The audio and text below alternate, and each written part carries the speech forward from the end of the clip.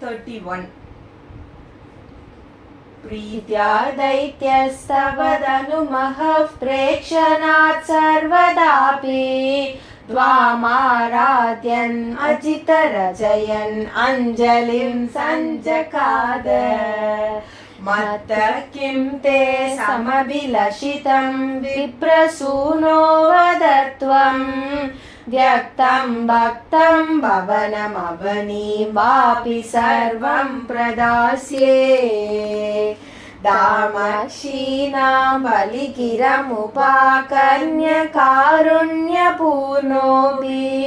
अस्योत्सेकं शमयितुमनादैत्यवंशं प्रशंसन् भूमिं पादत्रयपरिमितां प्रार्थयामासि तत्त्वं सर्वं देहीति तु निगदिते कस्य हास्यं न वा स्यात्। विश्वेशं मां त्रिपदमिह किं याचसे बालिशस्त्वं सर्वां भूमिं वृणु किममुने व्यालपत्वां सदृप्यन्।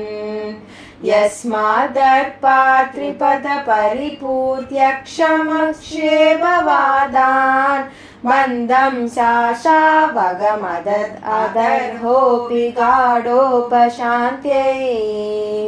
पादत्रय्या यदि न मुदितो विष्टपैर्नाभितुष्येति इत्युक्तेऽस्मिन् वरद भवते दातुकामे ततोऽयम्।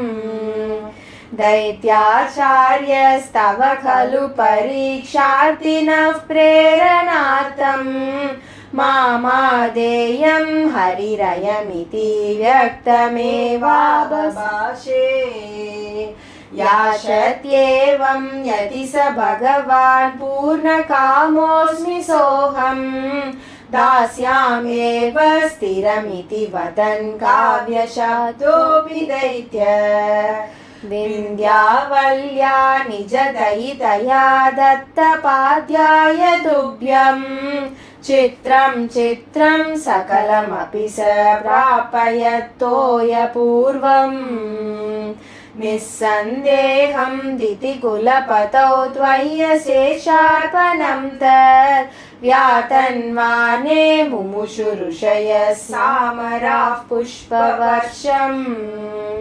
दिव्यं रूपं तव च तदिदं पश्यतां विश्वभाजाम् उच्चैः अवृतदवधीकृत्य विश्वाण्डभाण्डम्। त्वत्पादाग्रं निजपदगतं पुण्डरीकोद्भवोऽसौ कुण्डितो यैरसि च तपुनात् यज्जलं विश्वलोकान्। हर्षोद्घर्षात् सुबहुननृते केचरैरुत्सवेऽस्मिन् देरीं निघ्नन् भुवनमसरज्जाम्बवान् भक्तिशाली। तावद्दैत्यास्त्वनुमतिमृते भर्तुरारब्धयुद्धा देवोपेतैर्भवदनुचरैः सङ्गता भङ्गमापन्। कालात्मायं वसति पुरतो यद्वशात् प्राग्जिता स्म किं वो युद्धैरिति बलिगिरा तेतपातालमापु। पाशैर्बद्धं पतगपतिना दैत्यमुच्चैरवादी तार्तीकं दिश मम पदं किं न विश्वेश्वरोऽसि। पादं मूर्ध्नि प्रणय भगवन्नित्यकम्पं वदन्तं प्रह्लादस्तं स्वयमुपगतो मानयन्नस्तविद्वाम्।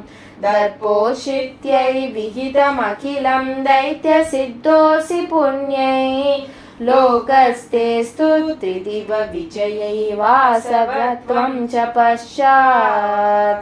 मत्सायुज्यं भजस पुनरित्यन्वगृह्णा बलिं तं विप्रैः सन्तानितमकवर पाहि वातालयेश।